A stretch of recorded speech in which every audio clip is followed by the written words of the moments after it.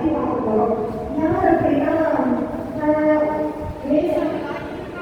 இப்படிலாம் பண்ணக்கூடாது. தாய்நாட்டிற்காக நாட்டிற்கு அப்துல் கலாம் சொன்னாங்க. அதுக்காக கிளாஸ் ரூம்ல இப்படிலாம் பண்ணக்கூடாது. சரிங்களா? இப்படிலாம் விடணும், இப்படி வீதியில விடக்கூடாது. சரிங்களா? நல்ல பிள்ளைங்களா இருக்கணும். ரொம்ப நல்ல பேப்பர்லாம் இடிச்சு போடக்கூடாது. இப்போ உங்களுக்கு தெரிஞ்ச விடுதலை போராட்ட வீரர்கள் உங்களுக்கு சொல்லுங்க பார்ப்போம்.